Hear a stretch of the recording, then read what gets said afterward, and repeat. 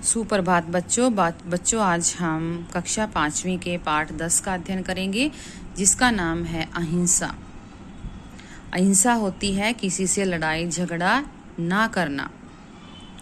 किसी को मारने या सताने की इच्छा हिंसा कहलाती है। ऐसी इच्छा ना होना अहिंसा कहलाती है।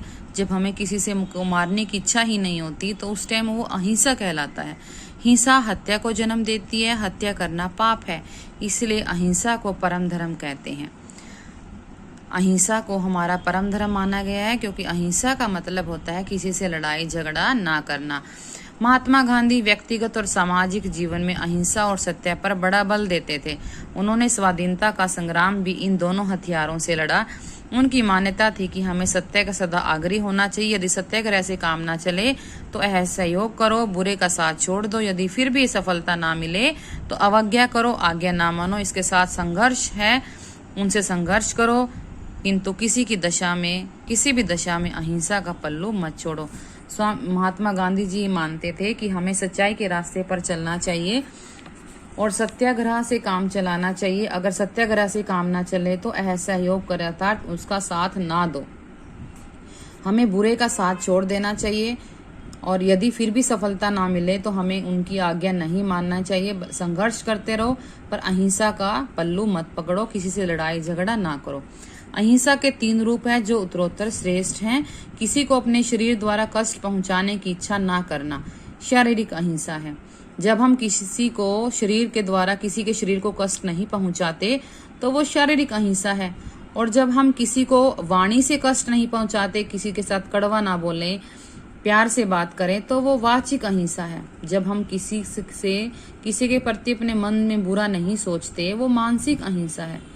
अतः हमें मनसा वाचा कर्मणा तीनों रूपों में हिंसा से बचना चाहिए। मनसा मन की अहिंसा, वाचा वाणी की अहिंसा और कर्मणा काम की अहिंसा। नफरत और प्यार में, घृणा और प्रेम में विजय सदा प्यार या प्रेम की ही होती है। जब हम किसी से नफरत या प्रेम करते हैं तो हमेशा विजय जो होती है वो प्रेम की होती है। वन में तपस्या करने वाले ऋषि मुनियों के आश्रम में सिंह आदि पशु उसी प्रकार आचरण करते थे जैसे हमारे घरों में पालतू पशु करते हैं। जब ऋषि मुनि जंगलों में रहते थे तो उनकी कुटियाओं में शेर उनके आसपास घूमते रहते थे, क्योंकि वो उनको कुछ नहीं कहते थे, क्योंकि वो प्यार से रहते थे, इसलिए वो भी उनके पालतू जानवरों की तरह ही रहते थे। महात्मा आनंद स्वामी ने इस संबंध में अपने जीवन की घटना का उल्लेख किया है।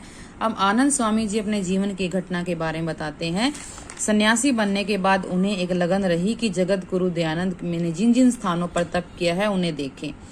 उत्तरकाशी में एक बहुत वृद्ध साधु ने बताया कि मुल्ला चट्टी से आगे बूढ़े केदार की ओर जाएं तो वहां स्वामी गंगागिरी जी रहते हैं, जो महर्षि दयानंद के साथी थे।